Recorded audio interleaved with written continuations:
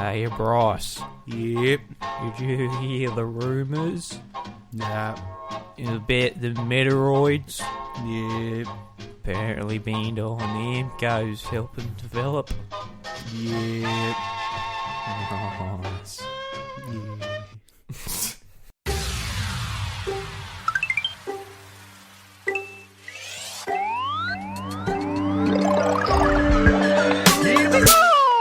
What's up, everybody? Welcome to the House of Mario, episode 28. I'm your host, Drew Agnew, and joining me, as always, is my co-host, Bryce DeWitt. Just co-host today. Just co-host today, yes. Yay. I was going to say lovely. I can't call you lovely every week. No. You'll get used to it and you'll expect it. Yeah. Well, you should be treating me like that. Yeah, well, you're my best mate, so I don't know if I'm meant to give you shit or just be nice to you. Both. Yeah, a bit of both. Obviously. That's what I mean. So, on every odd week, I'll just say co-host. Every even week, I'll say lovely. Alright, yeah. We'll go with that. Yeah. Today on the show, we're going to be discussing the recent rumours for Metroid Prime 4 that it's being developed by Bandai Namco. Actually, at this stage, is it rumours or is it... No, it's confirmed. Confirmed. Okay. 100% confirmed. Okay, yeah. We're going to be going back on Nintendo's past relationship with Bandai Namco, other games they've helped develop and things like that.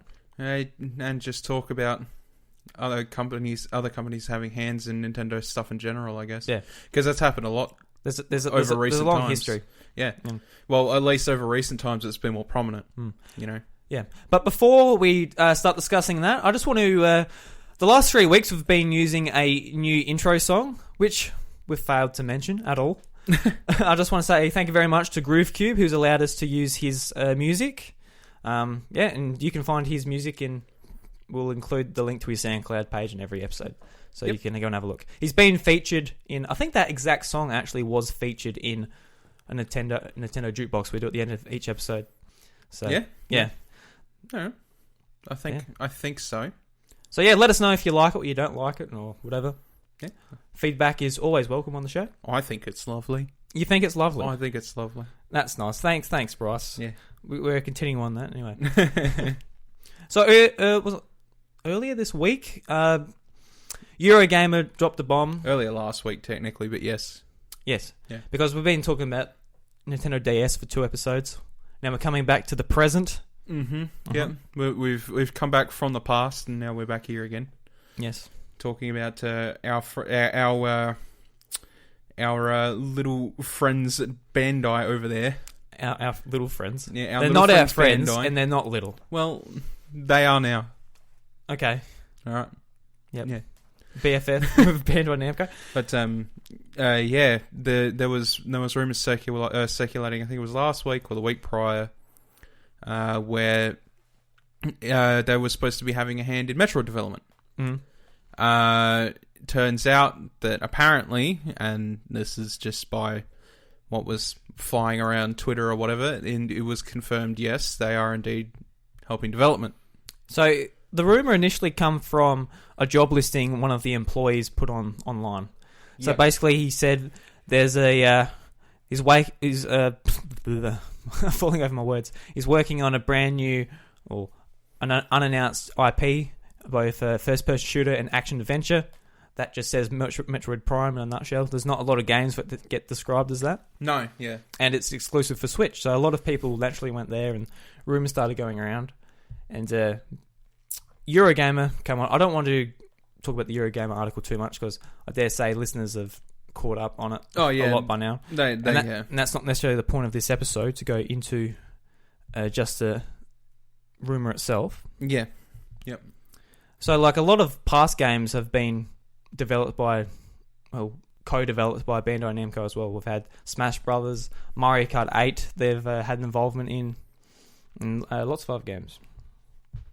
Man. They absolutely have, yes. You just look at me like I'm supposed to, like, run off it. Anyway, and their help in Smash was obviously completely valued. Like, I personally, not everybody out there thinks Smash 4 is a perfect game, but I think it's a very damn good one. Yeah. And I absolutely love it, and I'm hoping that more, like, that we get a port to the Switch for that eventually. I think I've mentioned it several thousand times now. Yeah, but both have. any hand that they had in helping, Sakurai push us forward and do whatever, it was fantastic. Now, in the contrary to what I said earlier, Bandai Namco is not small. But no. What was the most interesting development out of the lot was that a lot of people think that well, actually no, it was I believe this was confirmed that if they are working with Bandai Namco to help to develop Prime 4, that the team behind the previously discontinued Star Wars 1313 was going to be on the development side of it. Yeah. So basically, Bandai Namco started up a new Singapore team, 2013, and they've brought over people from LucasArts who worked on that game previously before Disney bought it and scrapped it. Yep. So the idea of a Metroid game that's like, I can just vaguely remember like videos of Star Wars 1313, but just like the spectacle, like Uncharted. Oh yeah, pretty much. Yeah. Like seeing some of that come to Metroid could be really interesting, and I don't know if they'll go for that angle, whether they just go for the exploration sort of. Well, I don't know. The thing about a Metroid Prime entry is like in the end you're going to get what you're given. I think. I'd like to see more of a development. I think like the best example of that nowadays is how like Monster Hunter went from stuff like Double Cross, and now we're in Monster Hunter World where the thing is just sold out everywhere, largely due to its bigger platform. But it's on 2 platforms instead of just like a handheld and things like that. Well, yeah, but it's also the PC version isn't out yet. It's on Xbox One as well. Oh, Xbox One as well. Yeah, and I completely forget about that. But it had such an improvement that it looks fantastic. But you see all these new people picking up Monster Hunter. They're like, "Oh, what's this game? This is a new and exciting thing." It's like, well, no, not really. They've been doing this for years. It just so happens that like areas are seamless transition, and it looks very pretty, and the systems have been updated. And well, that's going to be the thing for this Metroid game. It's going to be the first time people have like probably played Metroid ever for a lot of people. Well, yeah, because the Switch is selling so well. Even myself, I admit I'm not a huge Metroid person.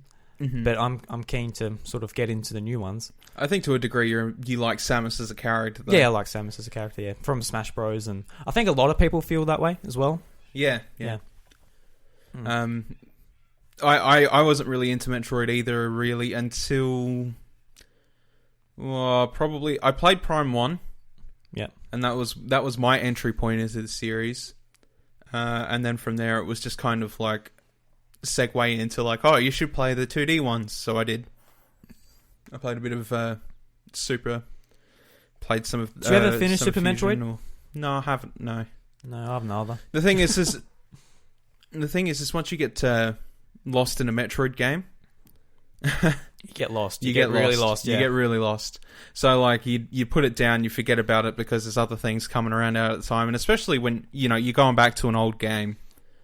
Like, for me personally, obviously, it's hard to go back and go, well, I got this brand shiny new thing I just bought in front of me, or I got this thing that, Yeah. Came out 20 years ago. It came out 20 odd years ago, and you don't want to, you don't feel like investing that much time into it, sort of thing. Where you like, and then, a lot of people are just like, well, look up a guide, or, where's your sense of fun? It's like, yeah, I understand that, but new things. New things. We just got like a major console release from Nintendo that's beaten its previous console sales in less than 12 months, and yeah, I think a lot of people like going back to things they're familiar with. Yeah, like including myself. You go back to maybe Mario Kart 64. You'll muck around in Bob-omb Battlefield and Super Mario 64. But a lot of people, if you haven't played one of the Prime games, I don't think a lot of people go out and actually try old, new Nintendo games. No, if you know what I mean. Yeah. I think if you get a basic rundown of Samus as a character and what the deal with behind the name was, I think that's what people will be looking for when they go, hey, I want to play the new Metroid, but can't be bothered going back to everything else. Yeah. So that, they'll get a half of it and then that's it. I don't know. I've played many Metroid titles, just not finished them. And that's hard. That's kind of difficult to say, but it's always for the same reason, pretty much. A good example of a game that I played and I really enjoyed, but once I got lost, I was just like, oh, whatever. Was probably Metroid Other M. Yeah. And the only reason I gave up on that was because it's like once I got lost, I had no motivation. In Super Metroid or something like that, it was basically I had motivation for a couple of hours before I put it down, but it took me about 15 minutes into getting lost in Other M, where I was just like, I can't be bothered because there's so much stigma around that game. Other M had some other issues too. Oh, it did. As fun as it was, it was a really good game. Fun, yeah. It was a really good game, technically standing, but just the overbearing story and Samus's character and that's why I suppose I didn't want to waste as much time on it and didn't give it as much as a shot. And that's why I think because of Other M, that's pretty much the last major Metroid game. A lot of people when they heard this rumor about it not being developed at Nintendo, that's where a lot of people got worried. Yeah, right. Yeah. And that's sort of why we want to talk about the relationship they've got with Bandai Namco, because Bandai Namco they've touched a lot of Nintendo properties, especially recently. Oh yeah, big time. Yeah. No, I think it's a good thing. So. Yeah, absolutely.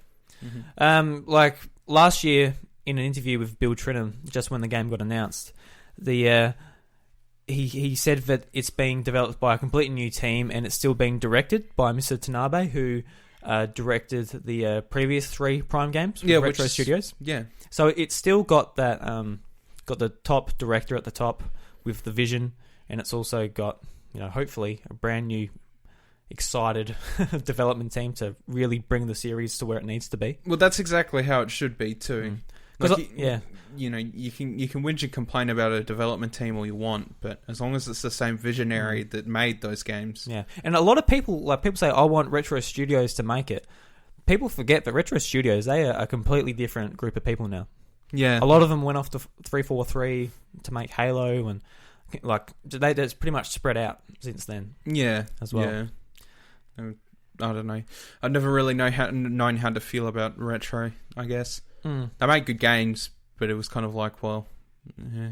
They were dormant for a long time until Donkey Kong. Was it Donkey Kong Country Returns? Yeah, exactly. I only invested a little bit of time in DKCR. Yeah, great games, but great games. Especially, I think Tropical Freeze was better, but just the impact of Donkey Kong coming back and Donkey Kong Country coming back was huge. It was such a big thing. Yeah. And everyone's like, okay, cool, they made that, now they're making Metroid or something. Then they just made another one. Everyone's like, oh, cool. yeah, exactly. Yeah. I think the major impact of that coming back, more or less, though, was probably because the fact that Microsoft could have loosened their grips and stuff with Donkey Kong Country being a rare property, especially. I don't know the actual situation there where Donkey Kong is Nintendo's, and all the other characters are kind of rares, like Diddy Kong and all that. Well, the thing is in the end, I think, especially with Phil Spencer at the reins of Xbox now, I think he was just kind of like, yeah, you know what? Like, when the hell are we ever going to try and use Donkey Kong? And it's just sitting in stasis. So he's just like, yeah, just take it back. Yeah, there's no point whinging and whining about it. But I don't think they would have had full rights enough to make a game, because they wouldn't have had Donkey Kong. They might have had. Oh no, but because of the property or whatever, like, people obviously wanted Donkey Kong Country and DK64 to be re-released on some sort of, They would have made like Danky Dank with Danky Dank and the Lanky Crew. Yeah, I would play that. No, wait, no, it can't be oh no, yeah. Next E3 Microsoft conference. Xbox One exclusive. It's like Danky Dang's back. Who's Danky Dang? It's like that. But it looks like Bubsy. Like when Bubsy was like, "Oh, it's getting re-released," and it went completely under the radar. Oh, because it's terrible. No one wanted. no one wanted Bubsy. No, I still remember on this podcast, you're the one who told me, and I'm like, "What? Yeah, Bubsy? Why?" Yeah, it got. I didn't even know it was released until Donkey made a video Yeah, the only thing I saw on that game was IGN's like, here's Let's Play of Bubsy, and they're all just like laughing. This game's so bad. Yeah. Yeah. But what Bill Trinan said last year about the development team for Metroid Prime 4, that fits with this new studio. They're a brand new studio. Getting built. I actually went to their website. And they've got like, it's pretty much empty apart from contact, careers, and just the company's vision. It says, message from the CEO. I'm not going to read it. It's actually quite long. But it's just like, yeah, we believe in fun and games and whatever. Oh, well, that's good. Yeah. You're not EA. That's a good start. Yay. Not EA. Put a microtransaction in there every step of the way, just so the player's like, God damn it. If you want to buy this outfit for Samus, you have to spend 500 Metro coins. Metro coins, yeah. Metro coins. Yeah, no EA, please. No. Everybody's low point last year. No, EA's their own low point sometimes. Oh God, we sound negative. I do like some EA games, just when they do them correctly. Yeah, I was really looking for Need for Speed last year, but it just under the bus. Under the bus, yeah. Just lay it neatly on the pave. Mm. Yeah, it's unfortunate, really. It is. Need to hold a funeral. A funeral for all these games. Oh, we're going way off topic, but just that news story come out a couple of weeks ago about Microsoft potentially buying EA. Oh, I was just like, why? Yeah. Why? Don't buy anything. Just leave it alone. We all know how that goes in the end. Mm. It just ends in shitstorms. Yeah. Anyway, let's get back to Nintendo. Let's not talk about EA. No. Because now you're depressed. I'm depressed. I'm sorry. I'm not depressed. Mm. I'm depressed thinking about them. Continue.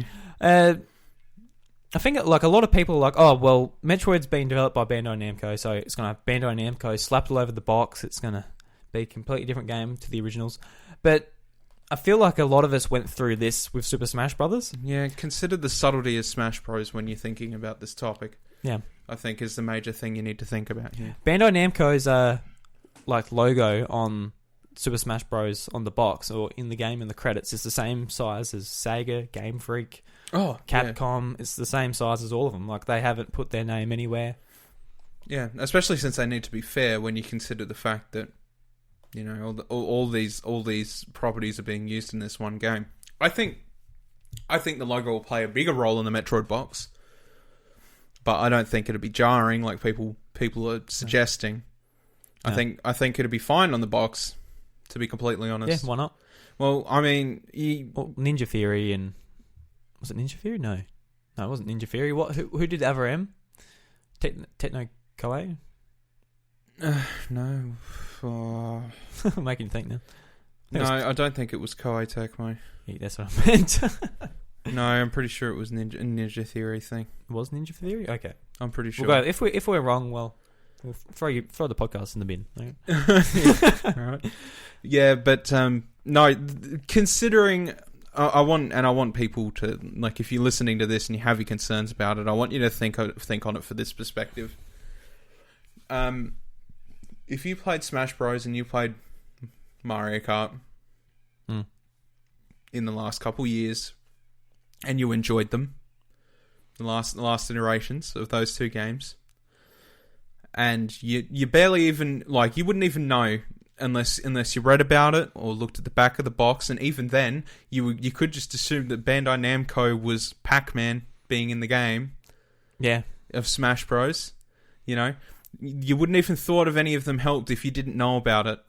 And I think that's the most important thing to think about. And think about how much recognition they would have got for Smash Bros. Because while Nintendo said they helped a lot, nobody's talking about their involvement in it. No. Ever since it came out, everyone just stopped. Yeah, stopped. And they haven't complained. They're obviously still happy to work with Nintendo and do these kind of things. I think they did really well on both Mario Kart and on Super Smash Bros, having a pretty big hand in development. Well, realistically, Super Smash Bros, they were exclusive on, where Mario Kart they sort of helped out. I don't know what they helped out with necessarily, but you know what I mean. What they did put into those games was fantastic, and unless somebody actually told you something about it, you wouldn't have known. You know, you wouldn't be able to go into the game and like apart from Pac-Man and Pac-Man related properties like in Smash Bros, you wouldn't be going, oh look, I bet Bandai Namco made that Mario jump or some crap. You know, like you got to think of it from the perspective that really they didn't get a lot out of this. They would have got some money out of it, sure, but they didn't get any fame or recognition or anything that generally they would want from that type of thing. Like when they make an anime game or whatever. Like they do with the Naruto releases and all that. But yeah, they weren't looking for fame and fortune like they were in, you know, their own things as they were with Smash Bros. Like Smash Bros. Or Mario Kart, they were relatively untouched from that Bandai Namco logo. And if it turns up on the Metroid one on the front cover, down in the bottom right hand corner or wherever so they may want to put it, as long as it's not on Samus's helmet or some shit, I'm perfectly fine with it being there, because I think they've done a pretty bang up job for Nintendo considering their rough history the past 5 years. Yeah, I wouldn't have a problem with their logo being there. No, of course not. They made the game pretty much. But when it's when Nintendo sends their producers over there to sort of man the team, like other than just watch over or whatever, when they're actually involved, like Sakurai is or Mr. Tanabe is with Metroid, they don't seem to do that. They just seem to make it a Nintendo game. Yeah, I think that's because they respect Nintendo as a company more than anything. Yeah, you know what I mean. And that's good. You know, but at the same time, if they wanted to take their share and say, look, we had a pretty big hand in developing this, can we? Like, I'd be fine with that anyway. Yeah.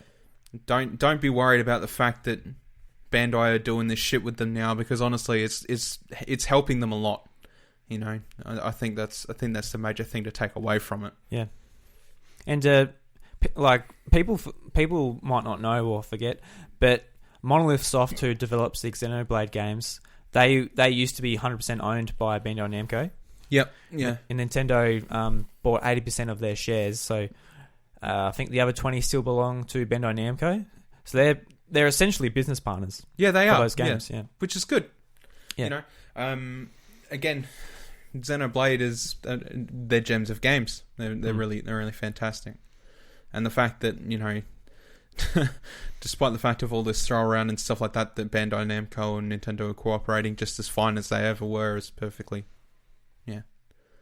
considering Nintendo gets their name slapped on a lot of stuff, but Bandai doesn't when it comes to a lot of these IPs. And you know, I just want to read this quote from Sakurai for an interview back in 2014 when the interview asked about why they went with Bandai Namco as the sole developer. Go ahead. So Sakurai says, when we created Kid Icarus 3DS, we assembled people from several places, but we experienced problems and some regrets with that. I had to do interviews with other HR duties, which amounts to a lot of time and work. Obviously, everyone has different levels of experience and different ways of working, so bringing everything together was difficult. To solve this problem, we thought it would be better to have one single company work for us, so we choose to work with Bandai Namco Games who produce Tekken and other games. When thinking about a Japanese company that can also make a large-scale fighting game, there was only one company that could do this. It would be quite difficult for any other company to do this, I think. Yeah. So the thing, well, when you say a fighting game, you got to think about all the shit that Bandai has their name in when it comes to that type of thing. Yeah, especially with all their involvement with anime games that end up fighting games. With especially like the Naruto games, which has just a heap of characters. Naruto, One Piece, Bleach, you know, all that stuff. All those shonen animes that get made into games and stuff. And obviously the legacy with Tekken. Yeah, the Tekken legacy, and you know, in the end, they have a lot of experience. And like Smash Bros is a very different game, but balancing a roster like that, obviously they nailed it. I think with the new Smash Bros. Because that's the business they've been in for a long time. And, you know, when there was anything that was unbalanced, and I think Diddy Kong was probably the biggest primary I remember that thing with that. Yeah. You know, they fixed him up pretty quickly. Yeah. You know, the mains complained, and the people who hated him were like, hooray! But, you know, for the sake of the game. I still remember Pit's Side B, where you use it, like nothing touches you, and you just go through them. And they did change that, so you can be counted. And yeah, exactly, yeah. Because they actually listen to the voice of reason, they play it themselves, and they go, okay, that's kind of bullshit, and then they balance it. You know, unlike what happened with Brawl, where Meta Knight was near untouchable, and could almost do nothing to him, and there was no way to patch support the Wii games very effectively, unless they do like a massive add-on patch like they had to do with Skyward Sword. And apparently they did have some involvement with Super Smash Bros. Brawl too. A little bit, not much, but yeah, because I think that's what Sakurai was talking about when you said just one development team, because they had everyone from anywhere doing Smash Brothers Brawl. Oh, yeah. And in the, like the balancing of the characters, you could tell that. Oh yeah. Bit here, there, and everywhere, essentially. Yeah. But I still enjoyed Brawl. Oh yeah. As hated as it is as a Smash Bros. Game, I loved it. I thought it was a great game. I don't think it's as hated as you think outside of the. In comparison to every other Smash Bros. Titles, it's the least favourite for pretty much everyone.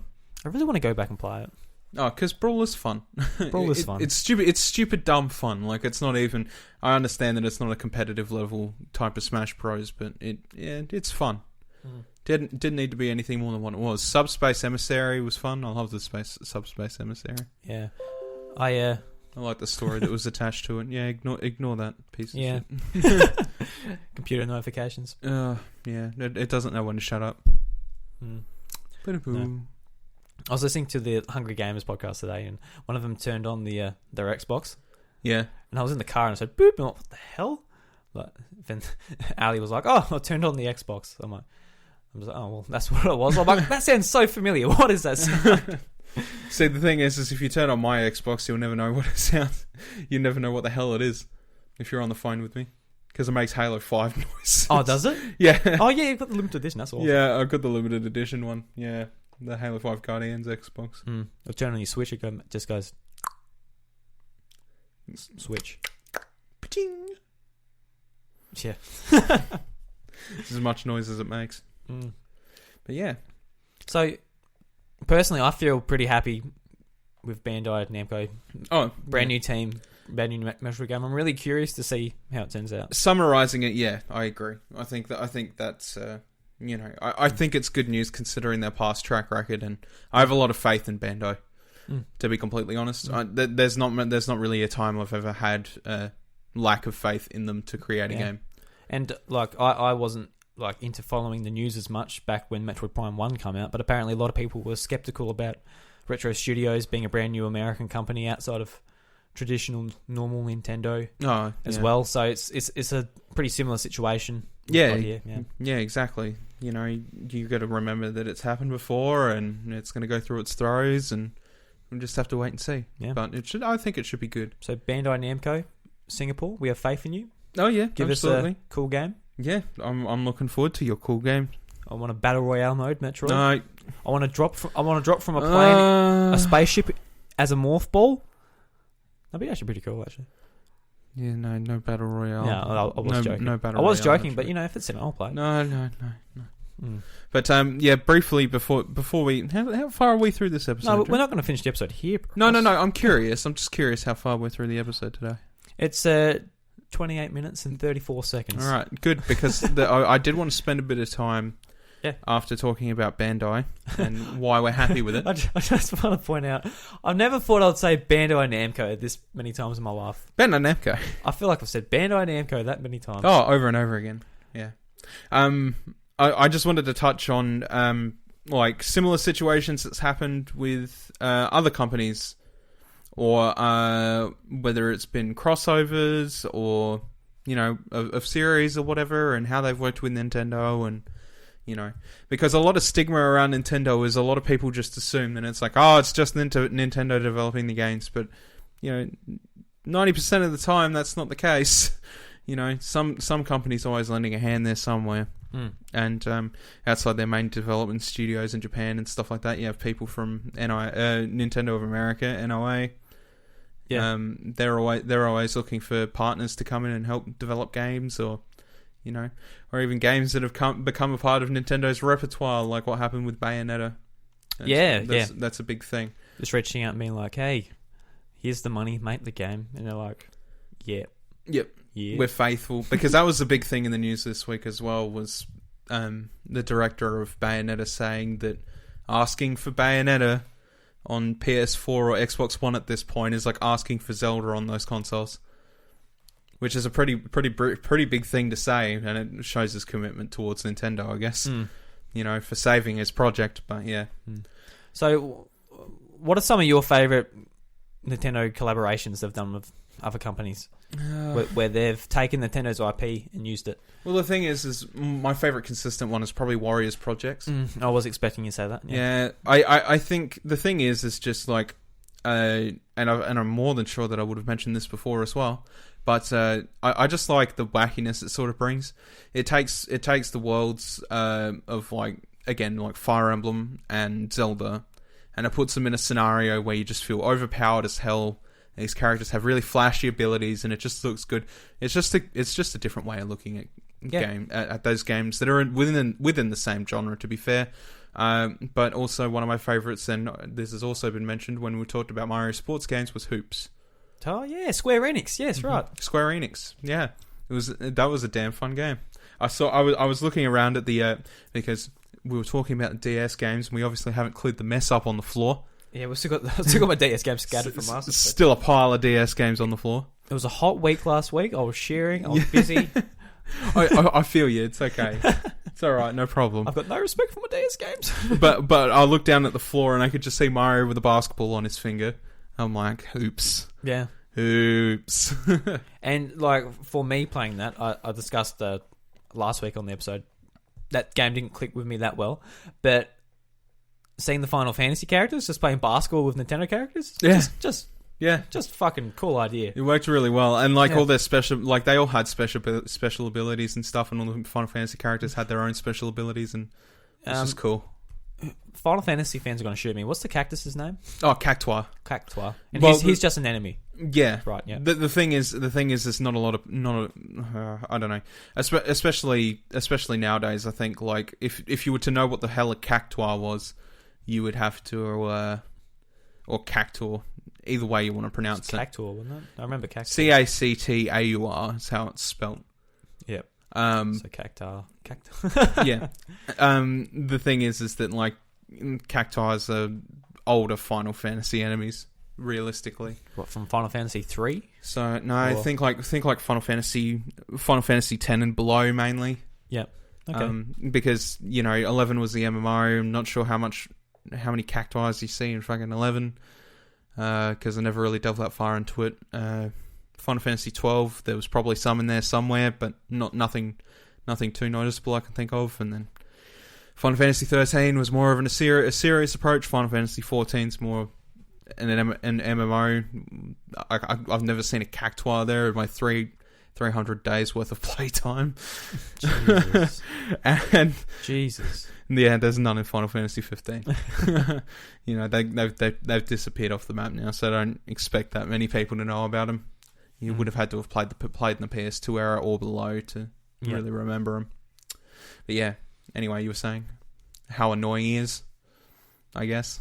I really liked him. He was really fast, and that's really why I liked him, because you steal the ball like, you just do like the up swipe on the DS bottom screen, and you get the down swipe, and you just do a slam dunk. It's like cool. Yeah, and he just pisses off, and he's just like, wee. I thought my favorite part, but his defense was really bad, wasn't it? It was awful. Yeah, it was god awful. Because he's a cactus. He should have good defense. He's got prickles all over him. Yeah, but I mean, if you knock a cactus over, it's going to be hard for him to get up when he can't move his arms. He's got elbows. He's got elbows, but he can only move it in two dimensions, up and down, up and down. That's the only People way. who have no idea who this character is, they're gonna be like, "What the hell are you on about?" I'm sure if anybody doesn't know what a cactuar is, they'll Google it and they go, somehow I remember that. If you speak Digimon, he looks like Togemon. Okay. yeah, go there. Yeah. If you don't know Digimon, I don't know how the hell. Looks like a Togemon. Acts like something that was only animated in 2 frames. Yeah. Anyway, my favorite part of the Final Fantasy characters, I think, was the Black Mage and the White Mage specials, which were, I think, Meteor and Holy. Oh, yeah. And you had to draw them in.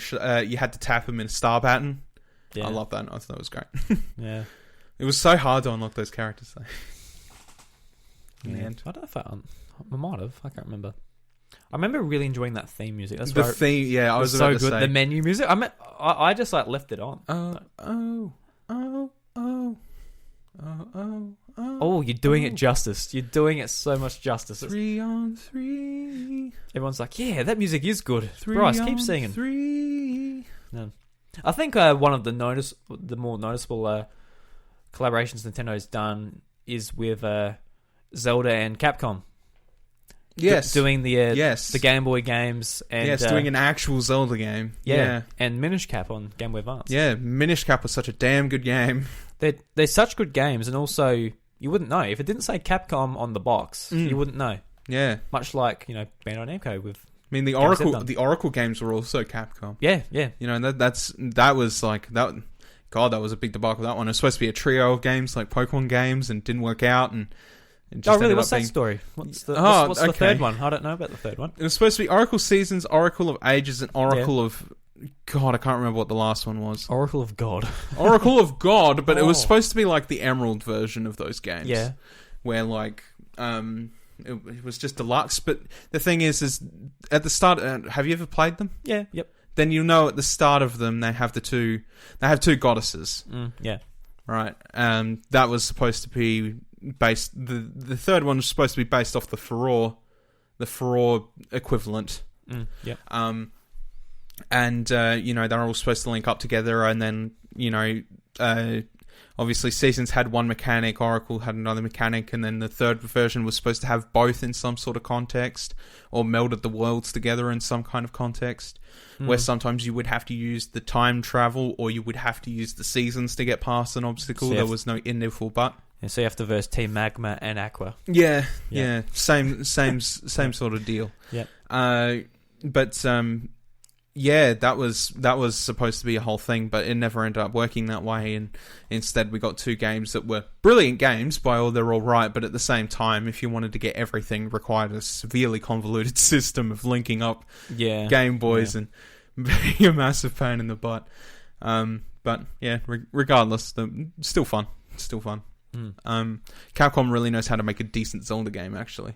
Yeah, for sure. Yeah, I've finished Minish Cap a couple times now, and I thought the Minish Cap was one of the best Zeldas ever made, to be completely honest. And it's not too long. It's smartly done. It's not too long if you don't want to make it to be long, but if you wanted to make it to be long, it was long.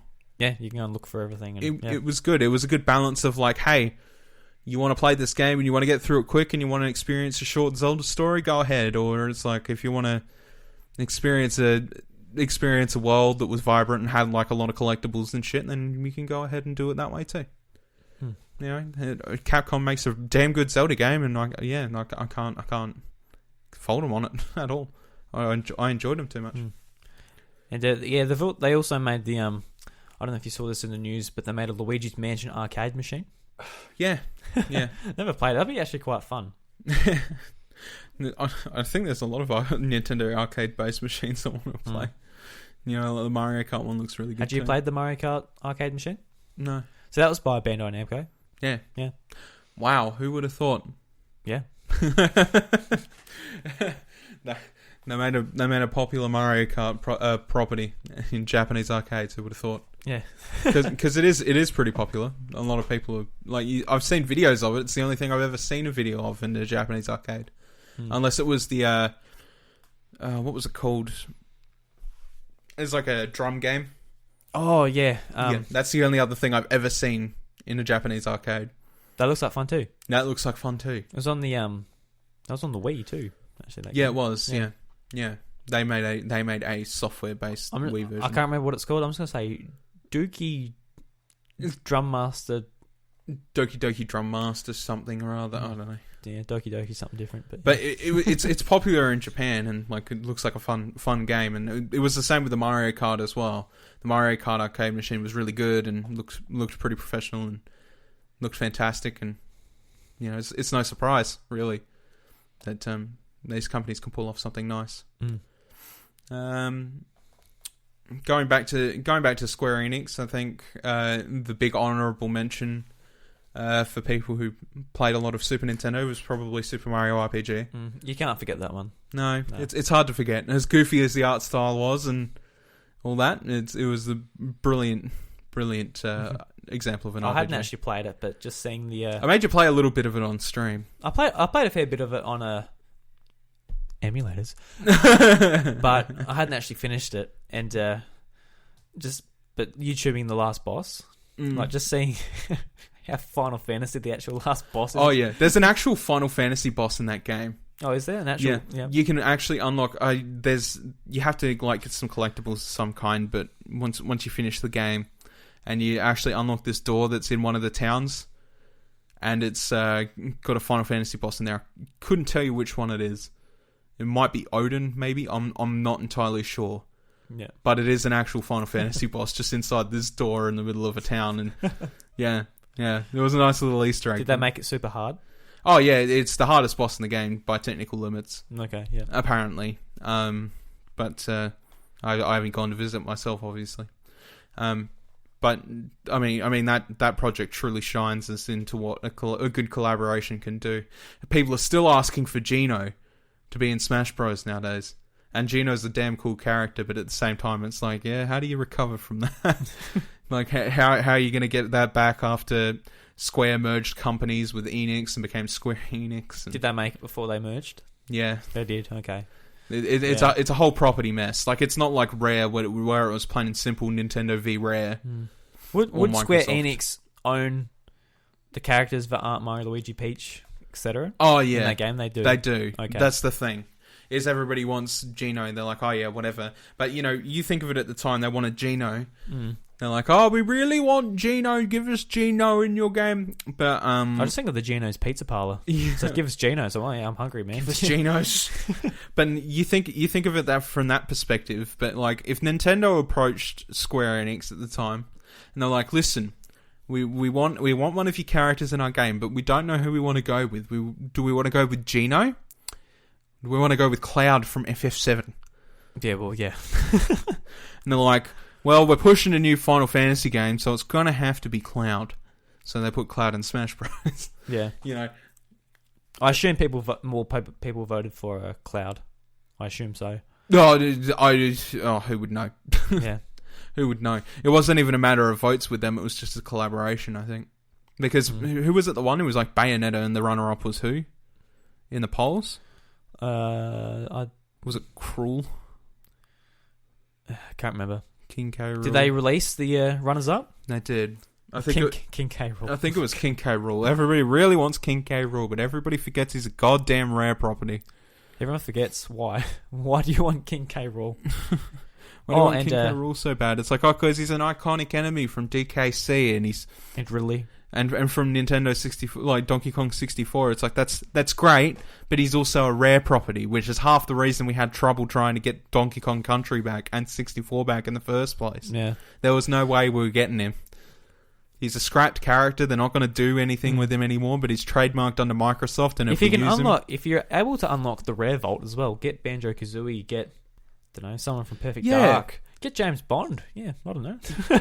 Yeah, get something that's way more worth the time. And like Phil Spencer even said, we'd love to have Banjo in a Smash game. Of course we would. Cross marketing, please. Yeah, it's Banjo, for God's sake. I feel like with Banjo not on Nintendo console, like half my childhood is missing.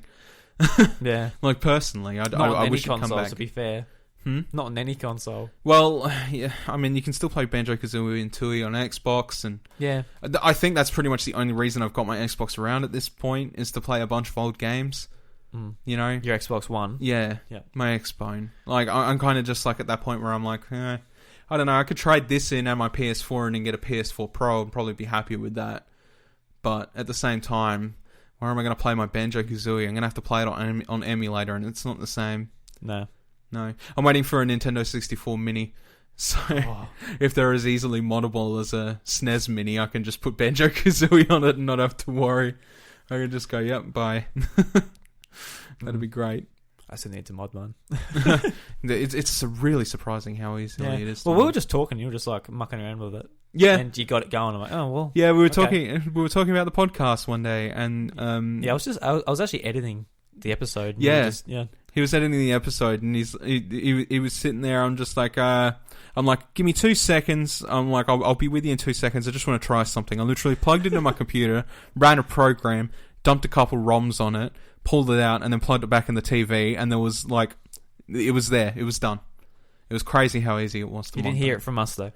Well, you didn't hear it from us. I mean, all it's going to do to you is it voids your warranty. Yeah. And I don't, what are the chances of me getting a mini SNES repaired by the time it's broken anyway? Probably very low. Yeah. So, I'm not going to have it for any collectible purposes. It's there to play. Yeah. It's there to play. All right. So, I think the most recent one, and the one that stands out the most in my mind, apart from the Zelda Capcoms, is Mario Plus Rabbids. That happened mid last year. Oh god, and wasn't that a success? It was a success. It was. You sounded sarcastic. It was a success. It was a success. You sounded so sarcastic. No, I wasn't intending to be sarcastic as much as I think the sarcasm bit of the voice comes from me not actually playing it. Yeah. I understand that it was a massive success and a lot of people bought into it. A lot of people thought it was a damn good game, and it's got really good friggin' review scores, really good ones. Yeah. But yeah, when we first heard about that, it was just like, what the hell? Yeah. And they show it, and it looks good, and they brought it out in 3 months since it got properly shown at E3 and it come out. I wonder if that's because of just the idea seemed a bit jarring. So they're like, all right, well we got to show them this is a good product, not just crap. Yeah, it's not just bullshit. Yeah, and it's probably not. But is it one of the first times Nintendo's lent one of their IPs, if not the Mario IP, to a non-Japanese developer? I think so. Yeah. I think that's why it was such a big deal for Ubi. Because Ubi's like, yeah, we get to use Mario in something, and that's why they made it such a big deal rather than just having a Rabbids game featuring Mario. When it became a Mario game featuring Rabbids in it, it was such a big thing. You couldn't just do... And the Rabbids, look who they've met, Mario. And he's just in the background. So that's not gonna... Oh well, it probably wouldn't fly by Nintendo, but I don't think they would have pitched it any other way either. They could have been like, let's make a Rabbids RPG with Mario in the background. They could have done that, but I think it's very, very clear they held the Mario IP at the highest of ladders. They were like, we need to make him the forefront of this game, and that's what they did. The Rabbids come second. Just one of the things that impressed me most about that game is just the animation and attention to detail. Oh yeah, it felt like a Nintendo game, but it also felt different. Yeah. I think that was the most important bit. Just watching streams of it, I could tell. Yeah. God, good game. Good game. Didn't finish it. I don't finish a lot of games, man. No, yeah, that's the thing. It's once you get a taste and you're just like, now this the next game I got to play that's going to take me 60 hours to complete, and I won't complete it because it takes me 60 hours. Yeah. There's so many big releases that you've missed out on like that. You still got to go back and play Persona. Yeah, I do. It was nominated as a Game of the Year last year. Good game. Fantastic game. Yeah. That was actually a good collab.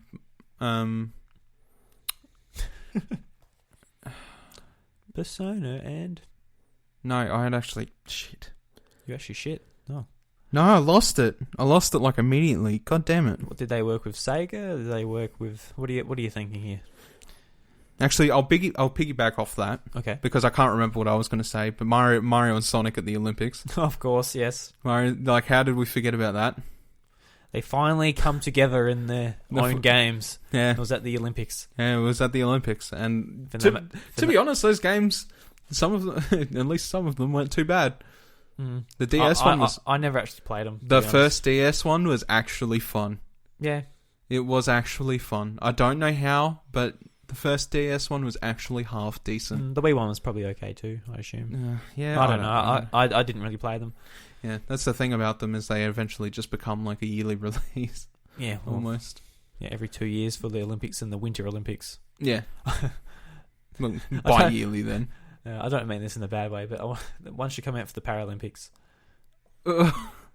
Okay. Yeah. Yeah, that's getting touchy there, don't you think? God. Yeah, we'll leave that. Dear Lord.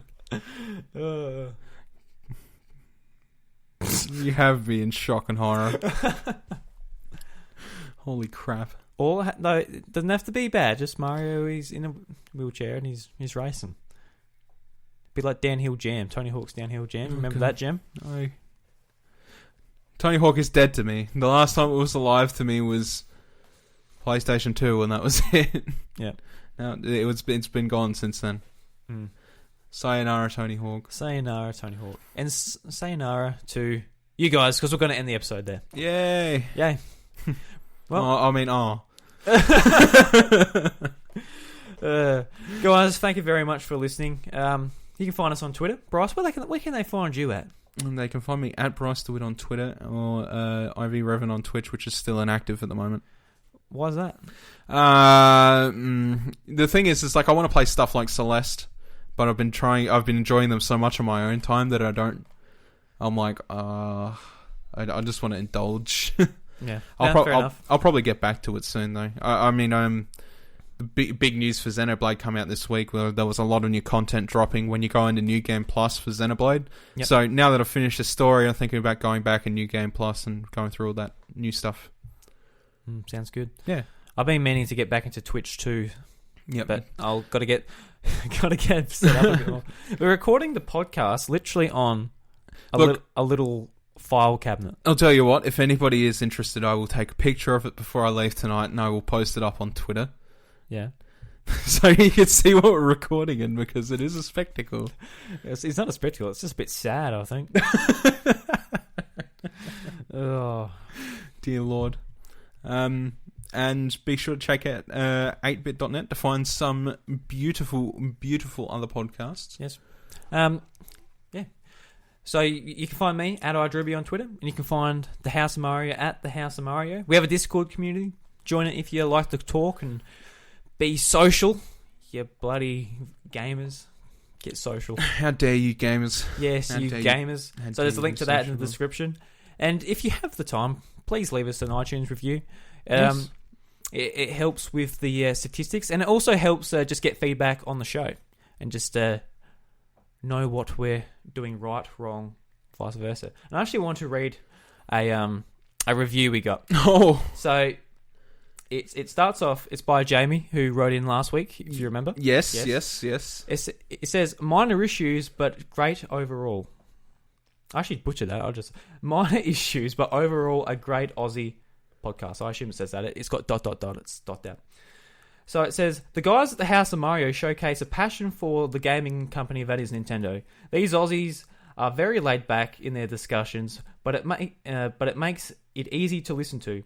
The audio levels do need ironing out, as they do need the volume up to hear them speak, but have to quickly turn it down when they showcase the Nintendo song at the end of each episode to avoid blasting your ear holes. Overall, a great show with a few minor tweaks here and there, and it will turn into an even better one. I think the main problem with us having a proper audio setup at the moment is our lack of setup. Yeah, that's definitely a contributor. So, absolutely, thank you for the review, dude, and we are absolutely keeping on track of that. See, like, that's how reviews help. Exactly. Help us. So, like, little bits of feedback like that. Yeah. Because our setup this year and end of last year has just been laptop, microphones. Wherever we can plonk them. And also some weeks I might not have the time to listen through the whole thing to know where the ups and downs are. Mm-hmm. So hopefully this week's better. Jamie, I'd love to hear hear your feedback once you've listened to this, and hopefully it doesn't blast your ear holes, because I do not. Neither of us want a bad audio experience. We're not intending to. Trust me. No. And as I said earlier, I'll be taking that picture, and if you guys want to see what we're recording off of, you're more than welcome to. We got to get this room set up. Yeah, just need a table. Just a desk. Just a desk. We will get there, even if we have to build one. Mm. So yeah, let's consider that. Yeah. All right. And we are a part of the 8-Bit collective. Mm-hmm. That we are.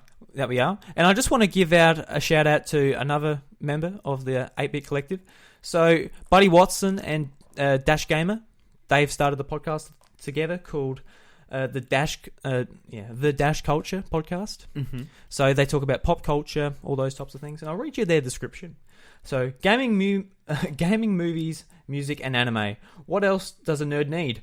Host Dash and Buddy are delivering a fortnightly serving of pop culture goodness, free of red tape and judgment. Tune in for the conversational opinions. Stay for the laughs. Yeah, and they started their first. Did their first episode last week where they talked all about their love for Celeste. Yep. So if you want to hear more about that, jump over there.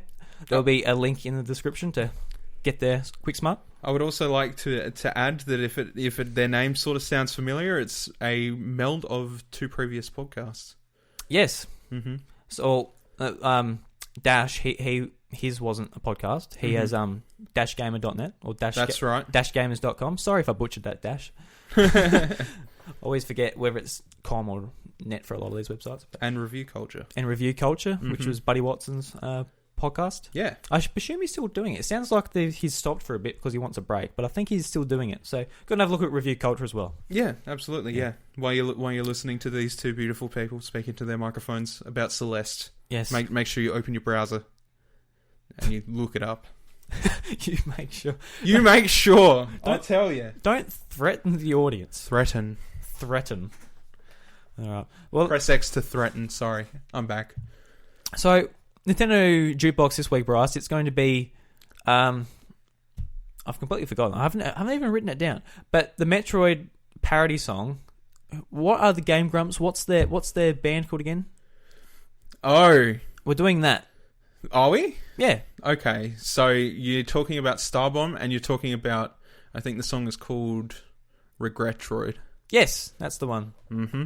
Yep. I had it here, but the tab's gone and I haven't written it down. And I knew you knew it, so... Yeah, you knew I knew it because it's a Starbomb song and I love the Game Grumps. Yes. Yeah. Well, you listened to that album like a million times, dude. So. Yeah, damn right. And that's a good pick. That's a good pick. Yeah, well, I think it's a fitting episode. We talked a lot about the Troids. Mm-hmm. So, everybody, you get a parody track this week by Starbomb, a.k.a. the Game Grumps plus Ninja Brian, and their track, Regretroid. Yes. That is it. Yes. All right, guys, we'll see you next week, and stay happy. Stay Troidy. Yeah, stay Troidy. Yeah.